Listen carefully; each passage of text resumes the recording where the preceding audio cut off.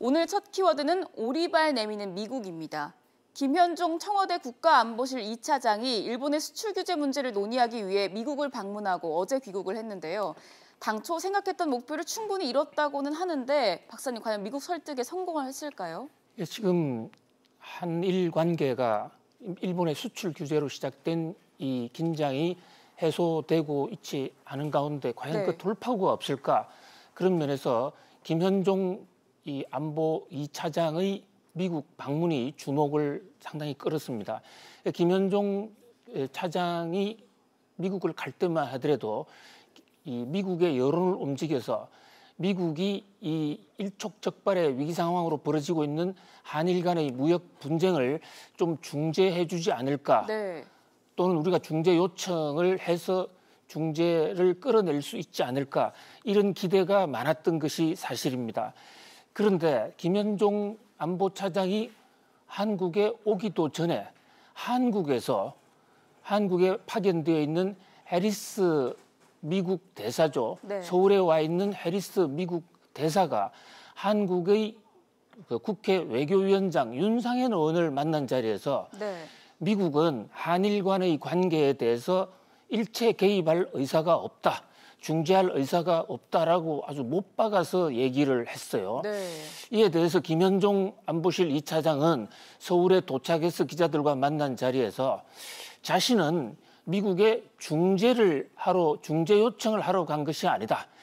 중재를 하든 말든 그것은 미국이 알아서 할 일이고 김현종 차장은 미국에 일본의 이 부당한 수출 규제, 통상 압력에 대해서 상황을 설명했고 또 이 글로벌 공급 체계가 무너지면 일본의 부품 소재 규제로 반도체 디스플레이 등이 제대로 공급이 되지 않게 되면 미국 기업들도 상당히 큰 타격을 입을 수 있다라는 사실을 충분히 알렸고 또 여기에 대해서 미국 측이 한국의 입장을 잘 이해했다라는 식으로 한 발 물러섰습니다.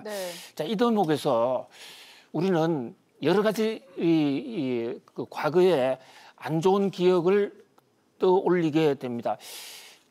구한말에 100여 년 전에 카스라 테프트 조약이라는 게 있었어요. 일본의 그 총리인 카스라와 미국의 대통령 테프타가 맺은 밀약을 얘기하는데요. 당시에 일본이 한국을 강점을 할 때 우리나라 대한제국의 고종 황제는 미국이 우리의 큰 도움이 될 수도 있다. 그래서 미국의 특사를 파견했습니다.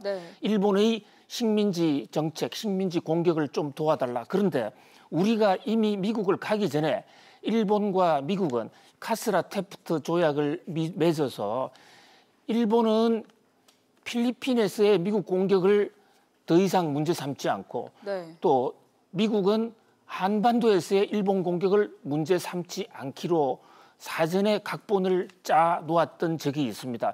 물론 이번의 사건이 100년 전의 카스라 테프트 조약을 상기할 정도로 우리의 국력이 약해졌거나 뭐 이렇게 단순 비교할 수는 없습니다만은 일각에서는 이른바 일본의 이 네마와시 외교설이 다시 나오고 있어요. 이 네마와시라는 게 우리말로 뿌리 건자에 다시 박는다는 회자를 쓰는데 일본에서는 어떤 일을 진행을 할 때 공식적인 회의나 만남에 앞서서 미리 사전에 공작을 하고 사전에 의견을 조율하는 것을 하나의 일본 이 비즈니스, 일본 대화의 문화로 쓰고 있습니다. 그것을 일본말로 네마와시라고 그러는데 많은 전문가들은 이 일본이 한국에 대해서 매우 준비된 수출 규제를 할 때 한국이 미국을 상대로 한 외교전을 펼칠 것이라는 것을 충분히 감지를 하고 미국을 상대로 네마와시 외교를 이미 해놓았다는 것입니다. 그렇기 때문에 한국이 웬만큼 얘기를 해도 미국이 나서지 않을 것이다. 이런 얘기가 있습니다.